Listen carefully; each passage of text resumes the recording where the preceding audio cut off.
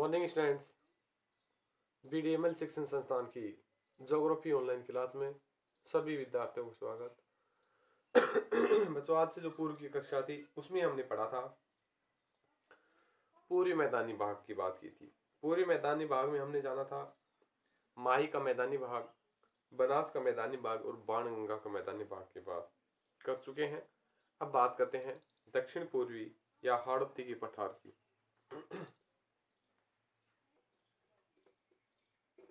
दक्षिण पूर्वी पठार की बात करेंगे। इसे हाड़ौती पठार के नाम से भी जानते हैं।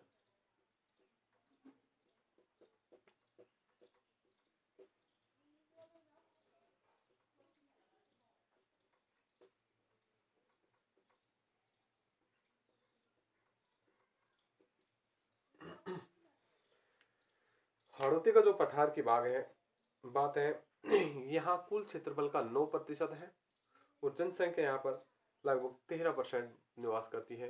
दक्षिण पूर्वी पठार कह सकते हैं या इसे हाड़ौती के पठार के नाम से भी जानते हैं। ये कोटा, बूंदी, बारा, झालावाड़ और चित्तौड़गढ़ के पूर्वी भाग में ये पठार फैला हुआ है। ये विंध्याचल और दक्कन के लावा पठार के अवशेषों के रूप में जाना गया है। दक्षिण पूर्वी पठारी भाग, दक्षिण पूर्वी पठार, इसे हाड़ौती के पठार के नाम से, हाड़ौती पठार के नाम से भी जानते हैं। इस भाग का जो क्षेत्र है 9% क्षेत्रफल पर यहाँ जो जनसंख्या की जो स्थिति है वो 13% है।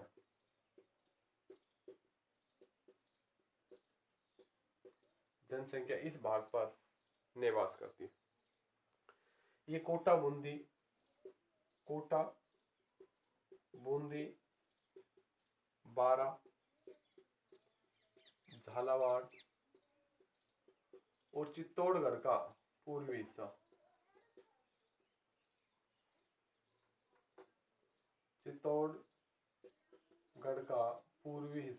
इसके अंदर शामिल है। इस पठारी भाग के अंदर इस पठार की समुद्र तल से ऊंचाई की बात करें 500 मीटर है।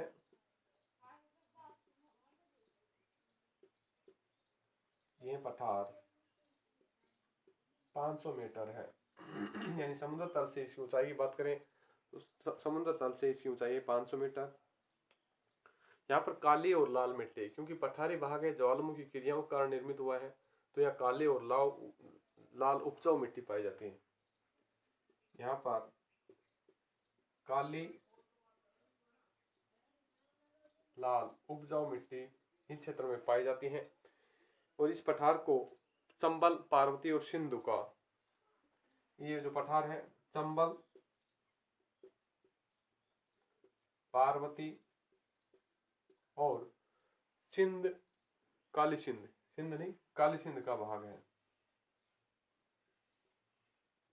इन नदियों से यहाँ पर प्रवाहित होती हैं, इनकी बात की थी। अब हम बात करते हैं कि ये किस किस पठारी भाग है, ये किस किस का मिश्रित सेल है। ये जो पठार है मिश्रित सेल है। विंध्यन कगार का भी इसमें भाग माना गया है।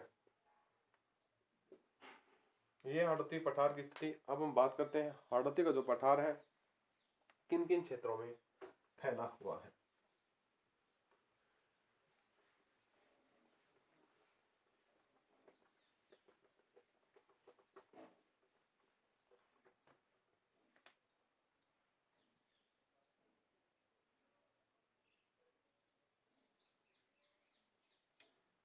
ये जो भाग है इसके किनारों से होता हुआ और ये पठार का भाग इस भाग में है। ऊपर वाले जो हिस्सा है उसे विंध्यन कवकार के नाम से जानते हैं, कगार के नाम से जानते हैं। इसमें जो अवशेष है चूना है और बलुआ पत्थर है। बलुआ पत्थर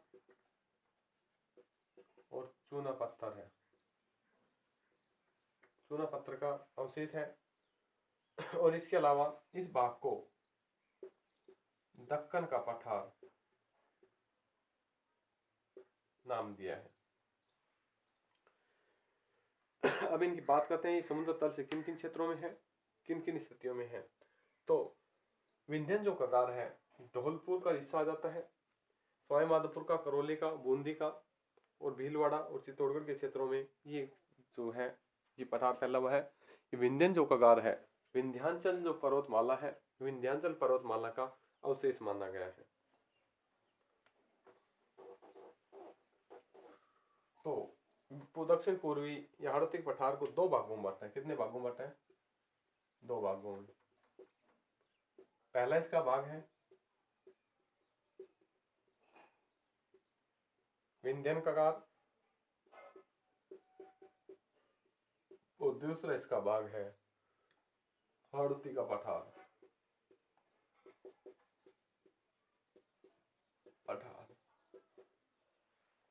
या फिर कह सकते हैं दक्कन का पठार।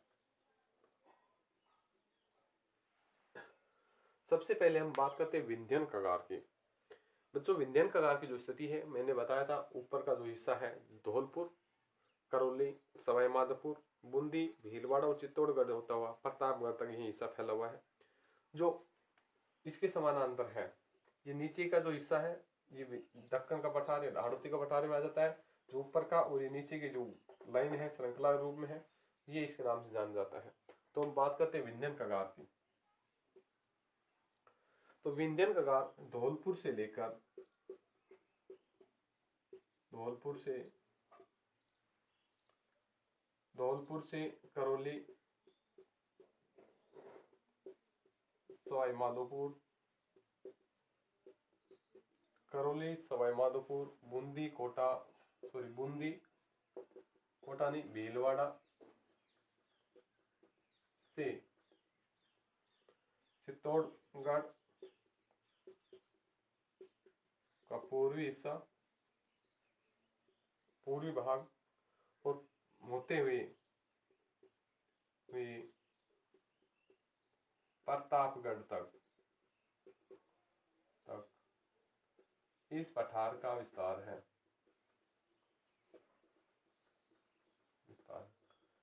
बताया था ये किससे बना है? बलुआ और चूना पत्थरों से निर्मित है। इसे विंध्यन कगार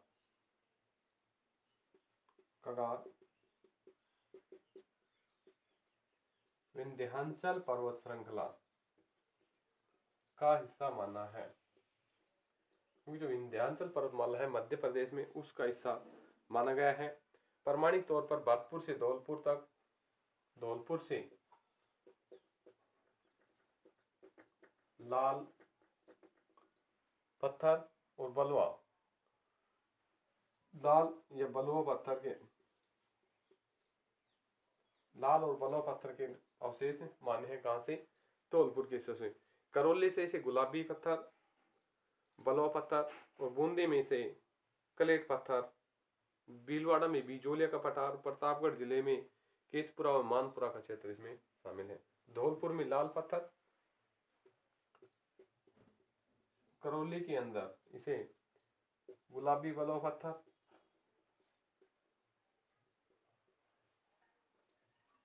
पत्थर, इसके अलावा बूंदी में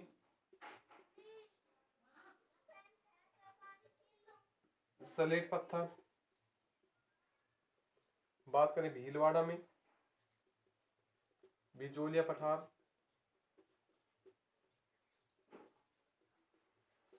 का हिस्सा, इसके अलावा प्रतापगढ़ में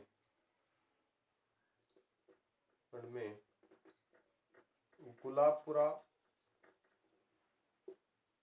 मानपुरा का हिस्सा इस क्षेत्र में शामिल है, जहां से हीरे प्राप्त होते हैं। जहां से क्या प्राप्त हो रहे हैं? हीरे प्राप्त होते हैं। तो विंध्यन कगार का जो क्षेत्र है धौलपुर से लेकर करौली, सवाई माधोपुर, बूंदी, चित्तौड़गढ़, प्रतापगढ़, भीलवाड़ा कई हिस्सों में फैला हुआ है। इसके अलावा बात करते हैं हाड़ौती के पठार की। बच्चों जो हाड़ौती का पठार है या दक्कन का पठार के नाम से जानते हैं इसे।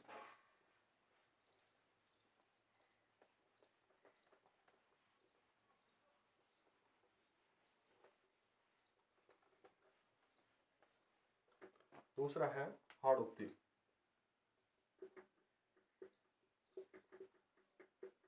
या दक्कन।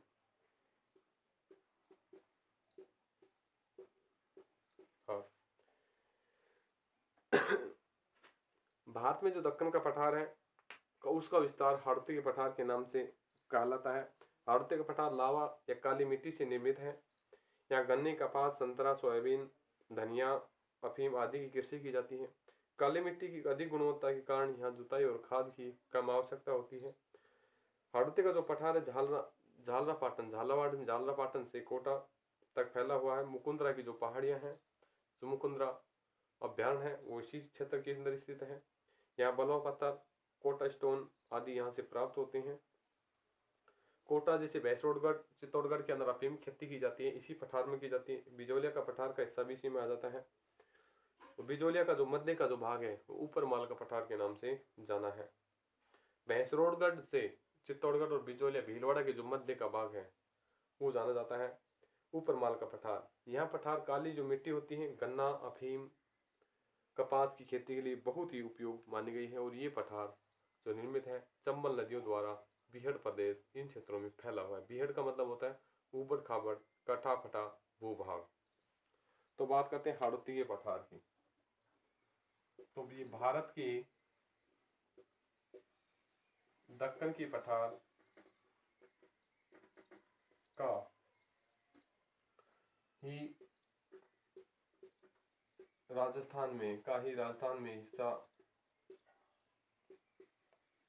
हाड़ौती या दक्कन पठार के नाम से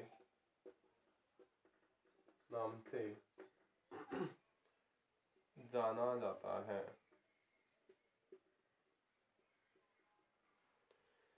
हाड़ौती का जो पठार है यह लावा काली मिट्टी से निर्मित पठार है। कठोर मिट्टी होती है, कृषि के लिए बहुत ही उपजाऊ महत्वपूर्ण मिट्टी मानी गई। यहाँ संतरा, गन्ना, अफीम आदि कृषि की जाती है। अतः हाड़ौती पठार काली लाल मिट्टी से निर्मित है। तो यह निर्मित है इस कारण यहाँ संतरा, गन्ना, अफीम, सोयाबीन,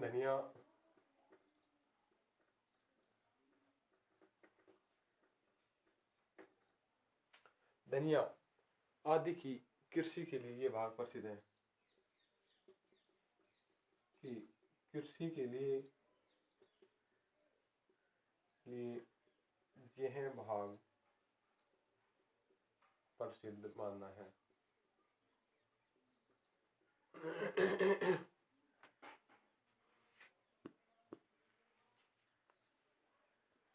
इनके अलावा हम कह सकते हैं कि काफी चौड़ा और पथरीला भूभाग है। यहाँ पर अलग अलग तरीके के कोटा स्टोन जैसी अनेक स्थितियां मिलती हैं। काली मिट्टी विशेष गुण के कारण सिंचाई और जुताई खाद की कम आवश्यकता महसूस की जाती है इस भाग में। तो काली मिट्टी के विशेष गुण होने के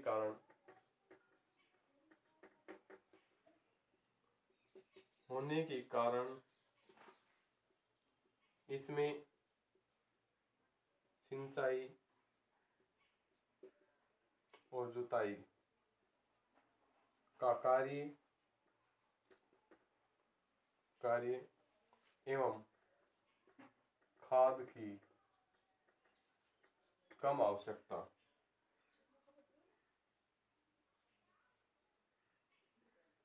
महसूस की जाती है।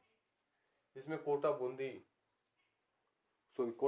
बारा और झालावाड़ क्षेत्र शामिल है।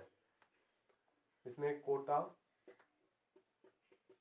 बारा और झालावाड़ का हिस्सा इस भाग के अंदर शामिल है।